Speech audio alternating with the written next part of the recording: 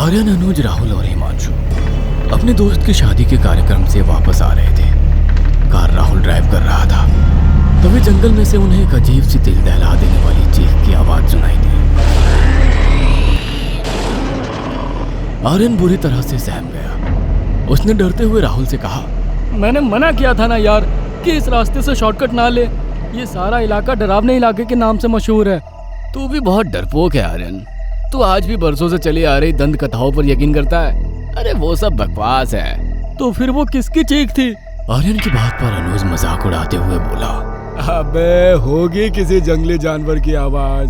अब गाड़ी में कोई जानवर कैसे तुझे खाएगा? खा तो सकता है, पर जानवर नहीं, वो अजीब सा दिखने वाला ईगल मैन जो इस डरावने इलाके में रहता है। कहते हैं ये सारा इलाका उसी का है। अबे आदमखोर, भूत, चुड़ैल, ईगल मैन ये केवल हॉलीवुड की फिल्मों और कहानियों में होते हैं। मैं कहता हूँ अभी भी वक्त है राहुल, हमें वापस चलना चाहिए। इस इलाके में उसी ईगल मैन का साम्राज्य है। इस डरावने इलाके में कोई रात को निकलता है तो सुबह उसके शरीर के खाए हुए टुकड़े ही मिलते हैं। शरीर का मांस नोचा होता है और कुछ की तो लाशें भी नहीं मिलती। आर्यन की बातों का अनुज मजाक उड़ाते हुए बोला, एक तो आज अमावस की रात है, ऊपर से तू भूत प्रेतों की कहानियां सुना रहा है। अब तो मैं चाहता हूँ उस ईगल मैन को हमारे सामने आना ही चाहिए। तभी जोर से बिजली चमकी। अर्जुन की हल्की सी चीख निकल गई। तभी राहुल ने जोर से ब्रेक लगाए। पिछली सीट पर बैठे अनुज और आर्यन अगली सीट से टकराए। क्या हुआ? पता नहीं यार, ऐसा लगा कोई बड़ी तेजी से सड़क पार करके गया, मगर मुझे तो कुछ दिखाई नहीं दिया। हिमांशु राहुल की सीट के बगल में ही बैठा था। चारों की आंखें बाहर अंधेरे में देखने की कोशिश करने लगी।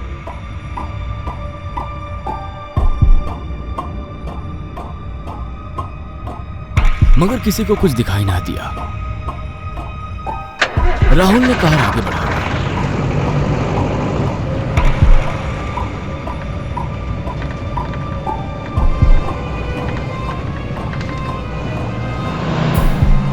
मगर थोड़ी दूर चलने के बाद अचानक गाड़ी बंद हो गई। अब क्या हुआ?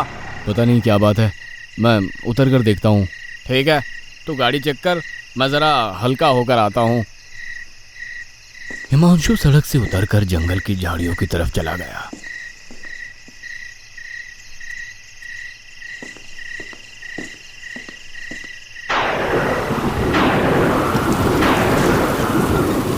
अचानक तेज बारिश शुरू हो गई। राहुल जो बोनट खोलकर खड़ा था, गाड़ी में आकर बैठ गया।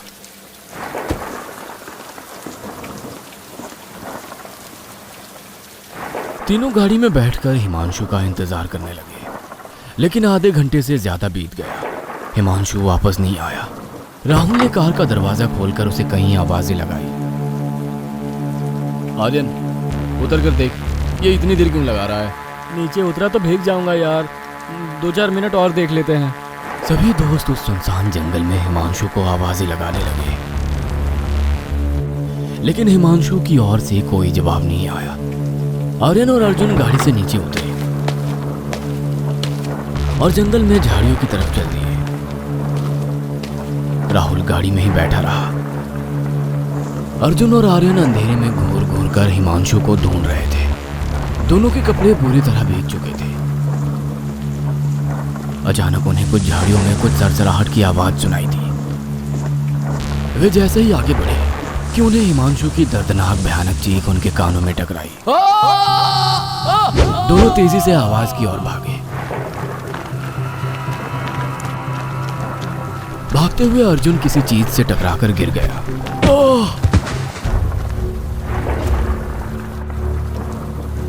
क्या था ये? अरे लगता है मेरे पैर में मोच आ गई। आर्यन, मैं नहीं चल पाऊंगा, तू जा और हिमांशु की मदद कर। ठीक है, तू यहीं रुक, मैं अभी हिमांशु को लेकर आता हूँ। आर्यन घनी झाड़ियों में आगे बढ़ता चला गया, मगर झाड़ियां खत्म होने का नाम ही नहीं ले रही थी। अंधेरे और बारिश के कारण उसे आगे देखने में दिक्कत हो रही थी। अचानक आर्यन के सामने 10 फुट लंबा एक बेहोशी दरिंदा जैसा दिखने वाला इंसान खड़ा हो गया। उसका चेहरा जला हुआ था और उसमें से फफोले उठ रहे थे। उसके लंबे लंबे दांत आगे की ओर निकले हुए थे। वो बड़ा सा गोल हेड लगाया हुआ था। उसके कंधे पर बड़ी अजीब सी दिखने वाली एक चील बैठी हुई आर्यन को घूर रही थी। उसने आर्यन को दबोच लिया और अपने दांत उसकी गर्दन में गड़ा दिए। कुछ ही पलों में वो आर्यन का सारा खून पी गया। आर्यन की दर्द भरी चीख राहुल को सुनाई दी। राहुल बड़बड़ाते हुए बोला, कहीं वास्तव में वो कथाएं सच तो नहीं है? मैंने कहीं सबको मुसीबत में तो नहीं डाल दिया? राहुल बड़ी फुर्ती से झाड़ियों की ओर भागा। इधर अर्जुन के पैर का दर्द बढ़ता जा रहा था। तभी किसी ने उसके कंधे पर हाथ रखा। डर से अर्जुन चीख पड़ा, अर्जुन, मैं हूं। तू अकेला क्यों है? तेरे साथ तो आर्यन गया था ना, कहाँ है वो? मैंने अभी अभी आर्यन की दर्दनाक चीख सुनी। मुझे लगता है कि वो किसी मुसीबत में है। और मैंने हिमांशु की, मैं और आर्यन साथ में ही थे। मेरा पैर पत्थर से टकरा गया और मेरे पैर में भयानक मोच आ गई। आर्यन अकेला ही हिमांशु को ढूंढने गया हुआ है। क्या? हिमांशु की चीख? मुझे बड़ी अजीब सी फीलिंग्स आ रही है। कुछ तो गड़बड़ है यार। मैंने अभी एक लंबी सी अजीब आकृति का साया देखा राहुल, जिसकी आंखें अंधेरे में चमक रही थी। तू यहीं बैठ, मैं उन दोनों को ढूंढ कर लाता हूँ। राहुल अंधेरे में अपने दोनों दोस्तों को आवाज देता हुआ आगे बढ़ गया।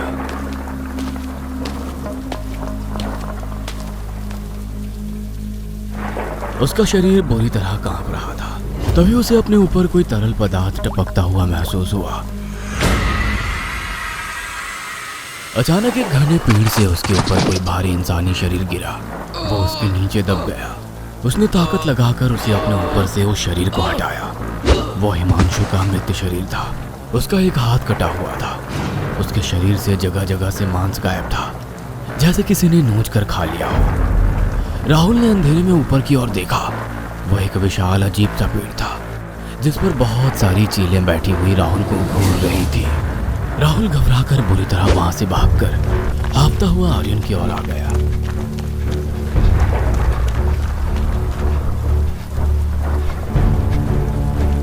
अर्जुन, जल्दी निकल यहाँ से। तू सही बोल रहा था, ये इलाका डरावना इलाका ही है। लेकिन हिमांशु और आर्यन, उनका कुछ पता चला? हिमांशु को किसी ने बड़ी बेरहमी से मार दिया है। मैं अभी अभी उसकी लाश देख कर आ रहा हूँ। मुझे लगता है कि उसने आर्यन को भी मार दिया होगा। ये क्या कह रहा है तू? अरे मैं सच कह रहा हूँ। मैंने हिमांशु की लाश देखी है। उसे जिस तरह से मारा गया है, उस तरह से कोई जंगली जानवर भी किसी इंसान को नहीं मारता। लेकिन हम उन दोनों को कैसे छोड़कर जा सकते हैं? तू मेरी बात नहीं समझ रहा है। हम दोनों की जान भी खतरे में है। हमें जल्द से जल्द इस इलाके से निकलना होगा। तभी अचानक वही लंबा बेहोशी इंसान नुमा दरिंदा अर्जुन के सामने खड़ा हो गया। अर्जुन ने देखा 10 फुट लंबा चेहरा जला हुआ, जिसमें फफोले पड़े हुए थे। उसकी 2 गोल आंखें अंगारे की तरह चमक रही थी। उसके कंधे पर बैठी हुई अजीब सी चील के मुंह में किसी की कटी हुई उंगली थी। उस शैतान ने अर्जुन की एक झटके में गर्दन को धड़ से अलग कर दिया। राहुल की चीख निकल गई। वो वहां पूरी ताकत लगा के जंगल के अंदर की ओर भागा। उसकी नजर एक झोपड़ी पर पड़ी। वो भागकर उस झोपड़ी के अंदर घुस गया। मगर झोपड़ी के अंदर हिमांशु और आर्यन की पीठ देखकर वह हैरत में पड़ गया। पुकारती हुई आवाज में बोला, हिमांशु, तू तो मर चुका है। और आर्यन, तू इसके साथ क्या कर रहा है? अभी कुछ देर पहले मेरी आंखों के सामने एक अजीब सा दिखने वाला शैतान नुमा इंसान ने अर्जुन को मार दिया और हिमांशु की लाश मैंने खुद देखी थी।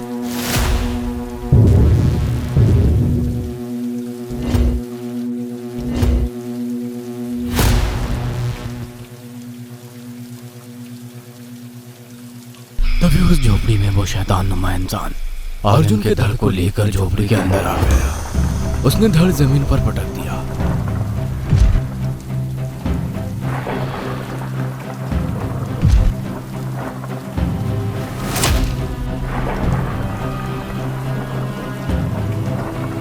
उसके कंधे पर बैठी चील अर्जुन के सर को चबा रही थी।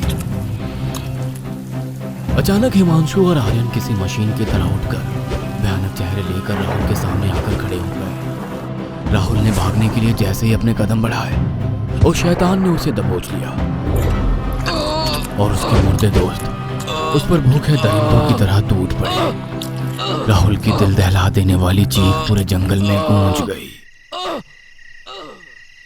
कुछ देर बाद सब तरफ सन्नाटा छा गया।